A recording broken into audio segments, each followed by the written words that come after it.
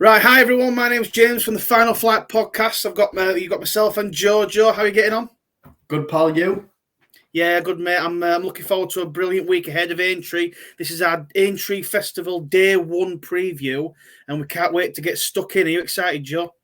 I am, mate. Yeah, it's I'd probably say the biggest sort of festival since Cheltenham, isn't it? Really. So Aintree is one you look forward to, when the Grand National is the highlight. So it's the one everyone's talking about. That's the one, mate. And like I say, I think we had a decent-ish weekend last week. We've obviously had a fantastic few days with the tips over on Twitter and Tik Tok, where we've managed to claw quite a few points back, having some big price winners. It's been pretty good, hasn't it? How many points is that, James? I think we were about 33 points in profit at one point, but I'd have to double check. But I think we had a winner yesterday. So yeah, we're over sort of 30 points profit for April, which is obviously fantastic. And if we can carry on that form into this week, then I'd be very happy with that, to be honest. Definitely, definitely. So we're going to get straight stuck into day one. We're going to start with the first race, which is obviously the Manifesto Novices Chase, 2 mile 4. Obviously, John Bond was entered here, but has been taken out now. Looks like he's going for the 2 mile race on Saturday. But I'll just quickly run. It's a small field, so you've got Stage Star 6-4, Banbridge 13-8, Samwa, Visionarian, and Straw Fan Jack. Take us away, Joe. Who's your selection in this? Stage Star, mate. Stage Star for me. I think he's bulletproof, especially what you're seeing at Cheltenham. He was one I highlighted going into Cheltenham, actually, and then just seeing him, it's very, very tough against the opposition he ran against as well, to go a solid gallop right in front, catch me if you can type of thing, giving horses. I know he got an easy lead in some ways, but the way he went up the hill as well, I thought he looked comfortable, jumped perfectly, just exactly what you want. Settled, jumped and travelled and finished brilliant. I mean, John Bond would have been a strong danger, and I probably would say Stage Star would have served it up to him. But it seems like the price has collapsed, and Stage Star, Banbridge close, but I would definitely side with Stage Star. What about you? Yeah, that's interesting. I'm sort of going to go on the other side of this coin, and my selection is going to be Banbridge. I think obviously it's sort of good to soft ground. So what it has been good all week. It's sort of going good to soft, but I think he'll love the ground. He's obviously got the he obviously skipped Cheltenham. I'm a massive believer actually of horses who have won at Cheltenham don't really seem to do well at Aintree and back it up. So it'll be interesting to see how sort of Stage Star does actually get on, if he can book that trend. But Banbridge has got the good form in behind El Fabiolo. Obviously, that was 2 mile 4. He's obviously staying on behind him, wasn't he? I know he was 10 lengths back, but he sort of stayed on in front of appreciate it. So obviously the step up in trip, you think it'd benefit him. It's obviously 2 mile 4 here, so I'm hoping the bounce him out in front, it'll be a fresh horse because they skipped Cheltenham. Hopefully, Stage Star, it's been a lot. Cheltenham took a lot out of him, which normally seems to be the case. And I'm going to go for Banbridge. I think obviously the ground will suit. He loves the step up in trip, and I think he's going to go and win. But obviously, like you say, 13-8. Some of the races on this day sort of are a little bit short price punts. You're going to have to go with it. There's not much of an each way play in any of these races, to be fair, as we go through, as you'll see. But yeah, I think for me, I'm probably going to go. I'm going to go with Banbridge to beat Stage Star. I don't think Samwa will be much cop, and the other two, I'm not really too fussy. It's not really an each way play, so I wouldn't go for the other two. What do you think about that? No, 100%, mate. I didn't really look much towards the bottom of the market. I mean, not that I wouldn't take on a big price if I fancied it to win, do you know what I mean? But just looking at the horses there, I mean, it's definitely Banbridge, Stage Star, but from what I've seen at Cheltenham, I would definitely go for Stage Star. Sweet, so that's Stage Star for Joe, Banbridge for me, both each taking each other on already. Lovely. Right, second race, which is a bit more of an interesting one, the 4-year-old Juvenile Hurdle. You've got Zenta in at favourite, and the likes of Bo Zenith, Nurseret, Script Writers, an interesting one in here, Greyville, Perseus Way, and 18-1 bar the rest. Have you got one in this? What are you thinking for these 4-year-old juveniles? It's a tasty little race, this. It is, mate, and I do like Bo Zenith. Yeah. Obviously, I know the record when horses get brought over from France to England. It's a pretty poor ratio, and I remember when it ran, it come third at Sandown, and it just didn't look the horse. Its form with Blood Destiny doesn't look so good now because Blood Destiny has been beat a few times, but that form's still very solid. Went clear and won sort of well over 3 lengths, over 1 mile 7, but then improved again on that over 2 mile 2 at Stratford. I think he's improving every run he's ran from that flop sort of thing. I think he's definitely the improving horse, and I think he's 9-2 now. You could probably get 5-1. I think he's definitely, for me, definitely the each way value. I mean, there'll be improvement in all of these probably since the last few runs. Zenata looks like he's going to go off favourite. I'll probably say you get backed in even more, but for me, yeah, probably take the each way shout here. Yeah, I don't think that's a bad choice, to be honest. It's weird with these 4-year-olds. Obviously, they're all improving at a different rate. You know, you've got horses who you look at horses like Scriptwriter. Scriptwriter looked like to be the best of the UK juveniles, and then that last run, I mean, I think we tipped him up on Twitter. Yeah. When he ran at Kempton, and he just run the worst race you've ever seen in your life. He didn't jump a single hurdle good. He was out the back all the way, and he just didn't turn up. So you got to think to yourself, would you give a horse like that another chance? The likes of Nurse Rhett in that race, Percy Sway probably would have won that race if he'd have jumped them last couple of hurdles a bit better. So the form sort of there does stack up with all these against each other. But I mean, I go back to saying sort of Cheltenham.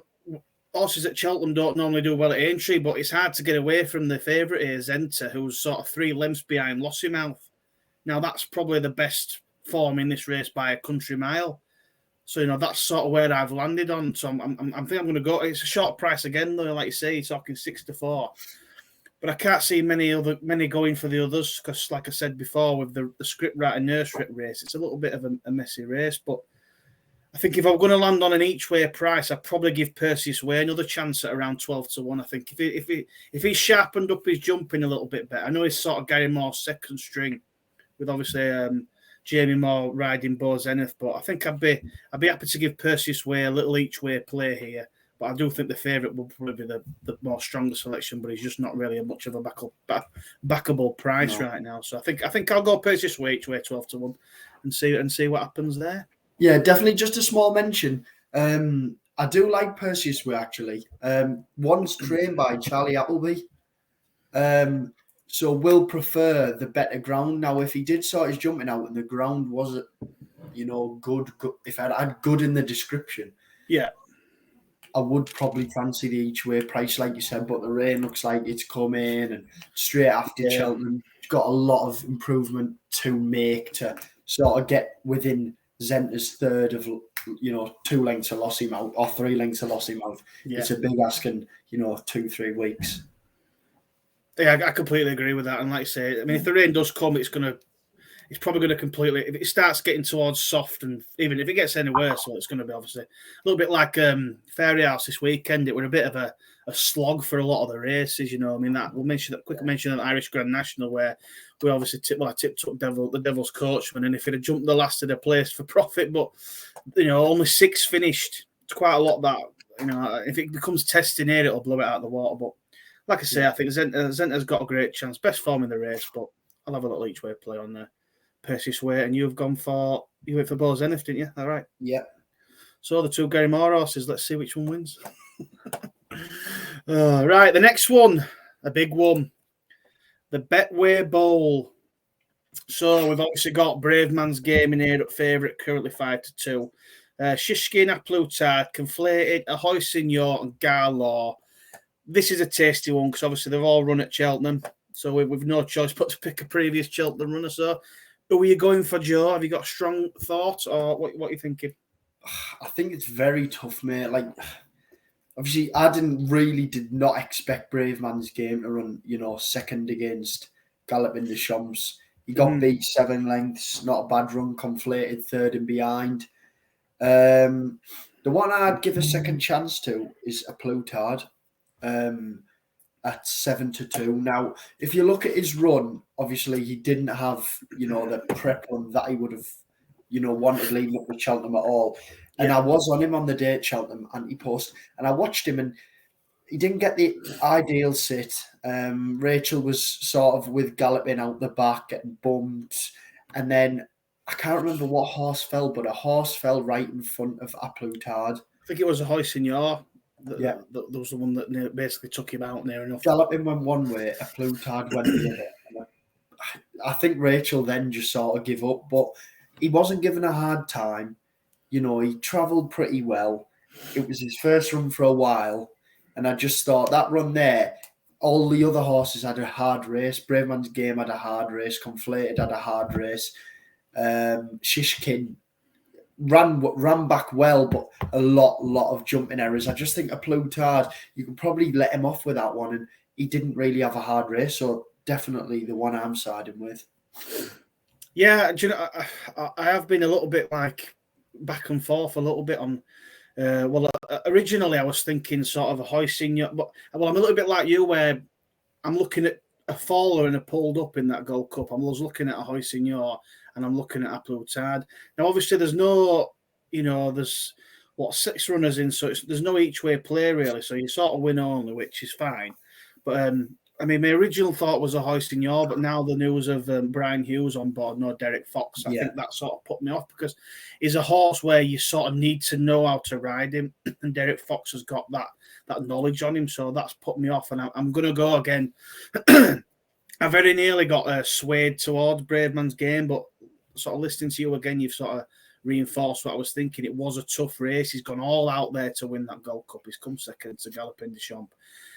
And like you say, I think Rachel sort of rode a Plutard quite, I want to say, confidently in sort of just being at the back with Galopin Des Champs. Now, in my mind, they're thinking, look, if we stay with Galopin Des Champs and it comes to the last fence and we're with Galopin Des Champs, they've got a chance, because up that hill, we know how well a Plutard can finish. And obviously, hoisting your falling just completely blew it out of water, really, because let's be honest, he got took out. He lost lengths. He basically come to a standstill near enough, and that just sort of, you're not making that back up in a Gold Cup. It's just not going to happen. So she did the right thing and pulled him up. And even though it's sort of pulled up form, I think Aintree come a little bit fresh, because he didn't have an hard race. I think he's got a right chance, and I think in and around the 4-1 mark, you could maybe back him. You could maybe back our Plutard each way 4-1. I know it's only 2 places, but it's not too bad. But if not, just sort of win only. And I think Shishkin, like you said there's just too many jumping errors. I understand the step up in trip. It's a little bit more slow pace, and they might not make them errors, but you're banking on him getting a super clear round. Yeah. If he doesn't have a clear round, he's got ground to make up. And I think a couple of these could be away. They're out and out stayers at this distance. They've done it before. It's his first chance. I know you could say he's the least exposed at the trip, but from what we've seen, he can't put it together a couple of times in a row. So is he guaranteed to do it after what we would definitely say was a hard race for him, having to make Nico's through the kitchen sink at him to try and win that race, having been pushed back. So can he back it up again? He's not got a record of backing it up after a hard race, has he? No, 100%. You look at Shishkin, you wouldn't be surprised to see him bull up by 15 lengths, but you wouldn't be surprised now, the way he's recently been run, to see him pulled up. And I think definitely value for money. A Plutard, you're going to get something. Just a little insight on, when people say horses pulled up and stuff.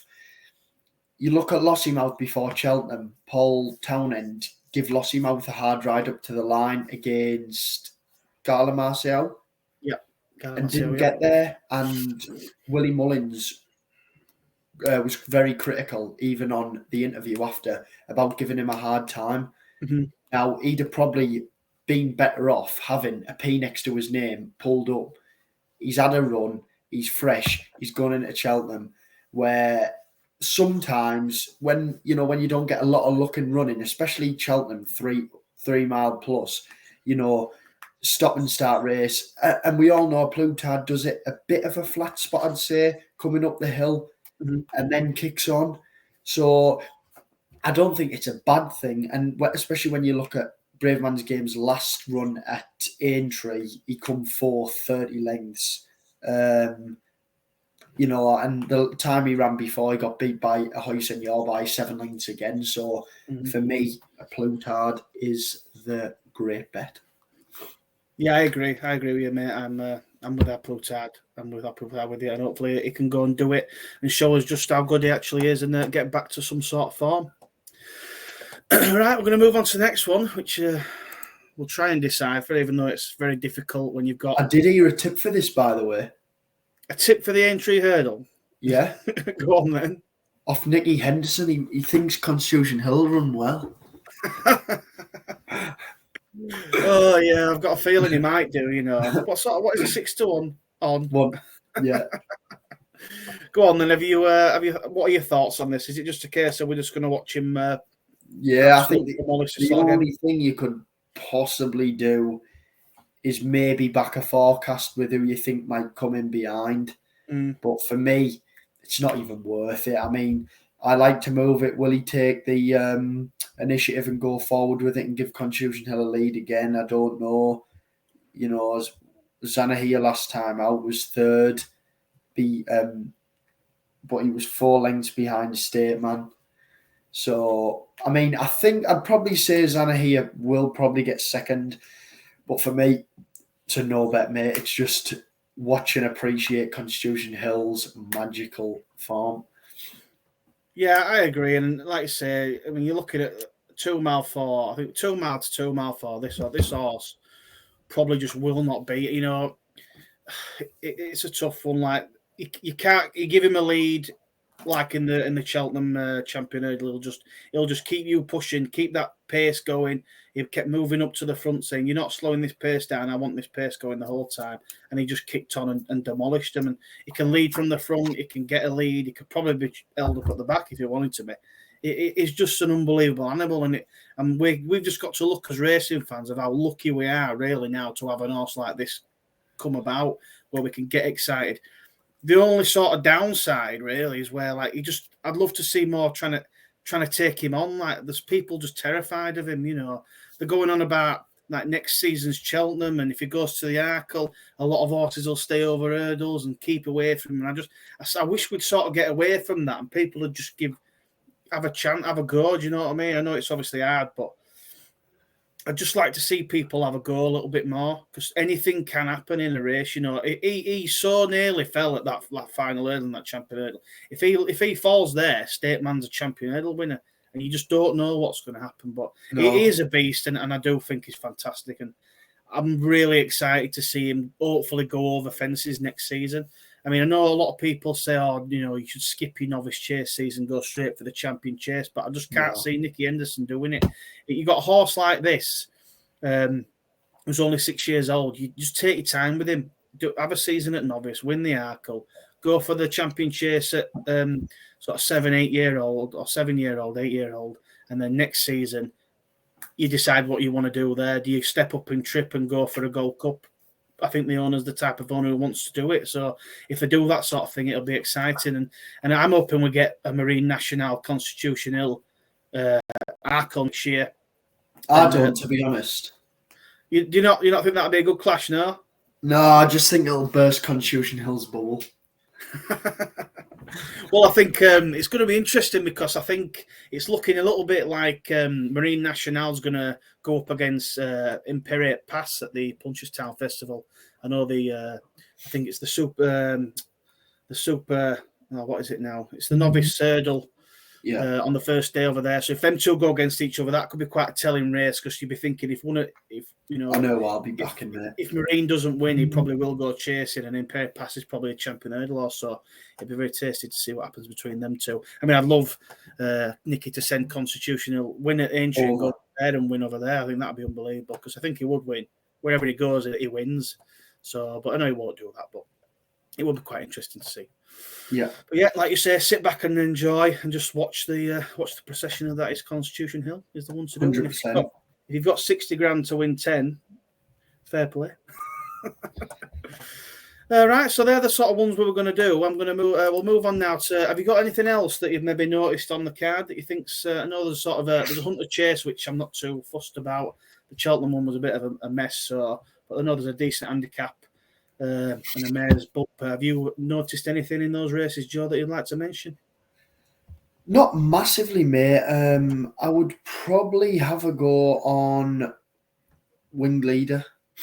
Mm-hmm. I think this one was given an easy point last time, if I am correct, 20 days ago. Yeah, he won by 28 lengths. won that easily. Now, obviously, we talked about the Cheltenham form. I know he's had a run in between, but it's a lot different. You know, a 3-runner point and one horse didn't finish, so it's a 2 horses won by 28 lengths.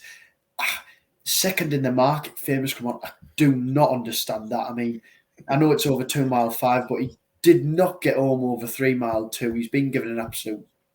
He's just been hammered, hasn't he? Mm-hmm.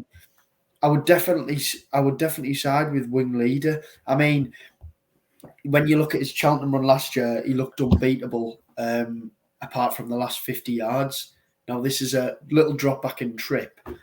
I think he's an easy enough horse. You know, you can sit him in and take it up off the bridle, and I think this one's a good bet. To be honest, at 4-1, I expect him to go off a lot shorter.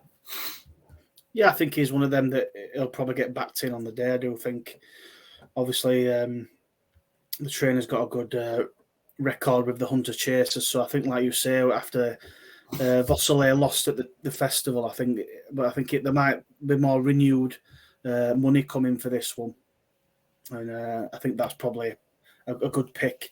I've sort of had a little look, and I've got 2 to mention. I've got one for the handicap. 440, and I'm gonna have a little look at a horse called Douglas Talking, and it's a Lucinda Russell trained horse, and it's had 2 very good, impressive wins at Sandown and Ayr. He's gone up £10 for the Sandown run, but he literally won it at a canter. I was very impressed. He's sort of an up and coming horse. He'll love the ground.